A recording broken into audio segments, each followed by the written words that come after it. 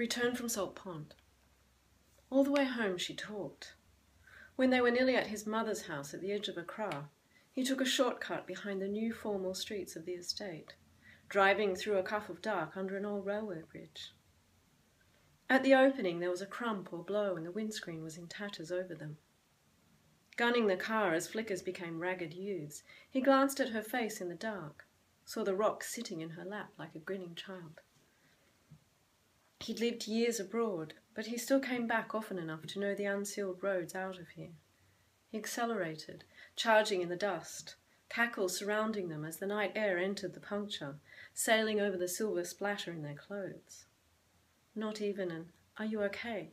could come from him now, and he knew she was just as misshapen, tossed in the same gulf.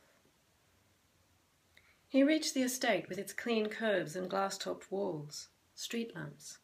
He could talk to her now, decide where to go next. To the dodgy hospital on the far side of town. Better a clinic nearby. But still Erica's mouth stayed closed. He heard a gust of her prattle from 5 minutes before, the reprimands as small echoes. He stopped the car at a junction, reaching for the moist map of her face, and he pressed his lips to hers, filling a fleck of glass between them. Her tongue was cool and unresponsive. "Erica, tell me you're okay," he said to her. She nodded. They both looked at the substantial rock lobbed through the glass, now in a corona of shards on her jeans. "Take this off me," she said. He wondered if they should go to the police, but then thought of the hours sitting in the hot oil-painted rooms, the officers like cartoon cops, their adhesion to cardboard colonial praxis. Then the uncoiling hassles afterwards, he and Erica on trial for not being locals. What were they doing under a railway bridge at night? They were surely committing indecent acts. And finally, the row of stocky thugs from downtown, thugs who could find out where he lived, thugs who could hammer a nail into his dog's head and rape his old mother. If he were more righteous, he could put time into this thing, root them out, spit on their faces. He could spend the next year sitting on a grimy court hall bench, waiting his turn amidst the punks and uncles, the battered market girls and baby thefts, the crocodile tears and pragmatic stink of pardon, with a judge in a crisp wig waiting for a fatter handout. He turned to her, lifting the thing from her lap. He opened his door and let it fall to the roadside. "We'll go to Ibrahim's," he said. "We'll clean you up there." The rock gone, she now clasped herself. Bits fell from her hair to the masses on the seat. "Oh God, Erica, look at my baby." It hadn't been such a bad day. The Salt Pond property had been what they were looking for. The timber of the main building was sound. The mud huts for guests were in fair shape. The trail to the inlet was magical and able to be fenced off. If their move to Ghana were ever going to be orchestrated, he felt that these could be its initial chords. He envisaged the platform construction on the hillock where the jazz bar would be stationed, and she had noted the nearby well-respected clinic and proximity to the busy coastal road. What partitioned their thoughts hadn't been palpable immediately. She grasped his arm as the agent led them from the main building through the messy grounds sloping down to the sea, around the parched huts with their weary vegetation and lopsided stools. She kept turning back to him, grinning at him, her eyes wide. But then when the agent was gone, she said some bullshit about not wanting to shift all her savings for the deposit and expecting him to cough up at least 30%. She said this carefully as she sipped her second beer. There had been forethought and he felt played. As they were leaving, she said she wanted to see one of the huts again. They walked down the trail to the dusky sea. Inside, he pulled down her pants and fucked her softly, the door half closed and children running past, and their two faces pushed into the porous, gasping walls. It was more money than he had earned in the past 5 years. He curved into the street of his oldest friend, Ibrahim, hoping that his wife Fifi was at home to see to Erica. He wanted to throw off the shock with another man. A part of him even wanted to imagine what the youth had felt, the rock rasping against his shirt as the car entered the short tunnel, lifting its volume into the night air, then hauling back and volleying with a force. Now he saw their shattered car from the outside, the faceless crash dummies and the chitter of the glass. He wanted to tell Ibrahim how the impulse had run through him. Gun it, while Erica was midway through winding him down, undoing him. And how shit scared he was that there might have been a dozen of them in the night. He put his hand on her thigh. How are you doing there, baby? We'll get you through this. Don't sweat, darling. He beeped his horn and Ibrahim's old watchman slid across a metal peephole in the gate, staring at the ruptured vehicle. He heard Erica's sobs and reached around her shoulders. Fifi took Erica to the bathroom where she began to tweeze out the glass. He and Ibrahim sat down with 2 beers on the porch. His shoulders felt torn into and a rogue pain travelled along one side of his neck. He had a few cuts, but the glass had landed mostly on his jeans. His knuckles were scratched, and he had dug a jagged piece out of his forearm. It was now sitting on the coffee table in front of him, blood-free. It's the 4th or 5th time I've heard about it. I'm amazed someone didn't warn you, Ibrahim said lazily. It's some bunch of kids from Tudu. They come here in the night. Things will move when they knock out some politician's son in a sweet car, you'll see. But small fry like you, bet you didn't have $100 between the pair of you. Not exactly, but Erica had some dosh. Then here's to you and dosh, Ibrahim said. Did you see that place you were talking about? Where was it? Sekondi. Now he wished he had never told Ibrahim about the Salt Pond place and their impossible hopes. The jazz club, the music school, the cool beach hotel. It seemed as foolish as the crushed glass was tangible. We went there. It may well be a rip-off, ownership stuff. You can never know who you're buying from, he said. Erica's interested? We both are. It needs some thought. He knew Ibrahim was biding his time, waiting for the cracks to widen. Erica was older. She wasn't first-choice material. Divorced, she'd made a mess of her career, changing in her 30s to become a musician, failing, then returning to teaching. They'd hooked up in Guildford outside a pub between sets, both jaded exiles on a landscape of wet buildings and shrouds of rain. Someone had read her cards that afternoon and said she'd fall in love with a dark-skinned musician. He'd thought she was bonkers, but he let her lead him to her flat. The morning after, she was all honey and roses in his heavy rotund arms, and he couldn't let go of her. I had an almighty shag with Adjua this afternoon, said Ibrahim, and now I've got Fifi to look forward to tonight. Dutiful spouse sex, there is nothing sweeter. Oh, my sweet cocksucking wife. You ought to tie the knot and start having fun again. But he looked out over the neighbourhood with its stands of satellite dishes clutched at the sky. He smacked a mosquito on his neck. Thanks for tonight, you know. Don't be foolish, man, Ibrahim said. Erica was pretty shaken up. It all happened out of the blue. I'm sure she thinks it was aimed at her. Don't be thick. Those cunts couldn't see a thing in the dark. The thing is, if they'd gotten inside the car, I don't know what might have happened. It doesn't bear thinking about. No, it doesn't. Look, you have your woman. You can borrow Fifi's car. Take her home along the main road. Ibrahim was smiling at him. This was the smile Erica had said she found unsettling.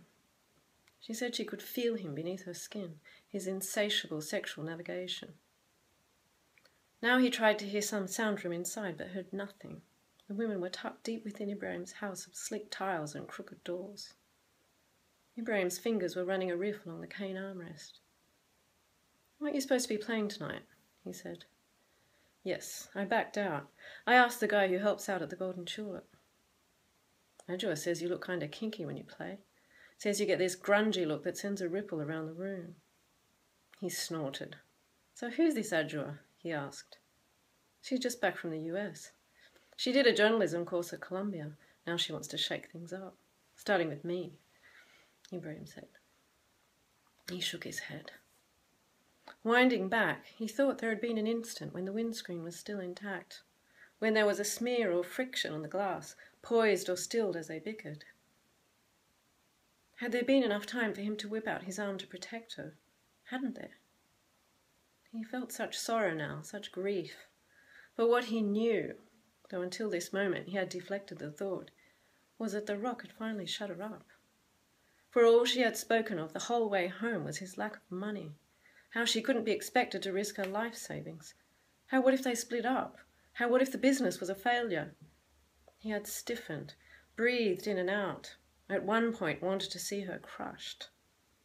Driving on, he had shamefully overturned these thoughts, but discovered he found her repellent, and even the warm fuck 2 hours ago seemed grotesque. "Shall we go inside?" he asked Ibrahim. "What's your hurry, man? I can hear them upstairs. Fifi's probably emptying out her old wardrobe." They opened 2 more beers. A donkey brayed from the scrub surrounding the estate. Then a car horn sounded in the night. Headlights slew one way, then the other. "See? They're still out there, you stupid thugs. They're most probably bored as hell and high as rafters." He drove Fifi's car out onto Ibrahim's road under the street lamps. It was a compact woman's vehicle, all wheezy and light, tyres that sang on the bitumen. "You look better now," he said, touching Erica's cheek. She had on a pair of Fifi's flashy designer jeans, baggy on her thin thighs, and a white t-shirt with a parrot on it. "I had a good hot shower. Fifi's bathroom is like the 5th dimension," she told him. He laughed. Thank God Fifi had opened a bottle of wine. All he wanted was to go home, commune with her. He saw them slithering on the bare floor. "You don't want to pass by the club?" she asked. "No. Why should we?" For now that he had spoken to Ibrahim, he wanted to tell her. He wanted her to see how he had been bold and, in his way, successful. He wanted to sluice into her, whisper that Ibrahim would lend him 15 grand. They could buy the salt pond place. Next week even. It was all going to happen. "I thought you'd feel like playing. You know, shake it off." "That could be a plan B," he said, reaching for her thigh. "I don't want to go to the house." "Why? I thought you'd want to wind down." "I am wound down," she said. "We stayed far too long at Ibrahim's. I don't think I could go home and stare at the 4 walls. Not after this." He backtracked into 3rd gear by mistake, and the car threw them forward. Originally, his compulsion had been to be out there every night, his bass creamed to his hip, and whatever happened. There had been women. Foreign, local, curvy, slim. He was big and bulky, and wore small glasses, and he was very dark. They would say yes to him, and he would make love to their bodies. But it was Erica who had locked him into a rearing emotion that was made of devouring.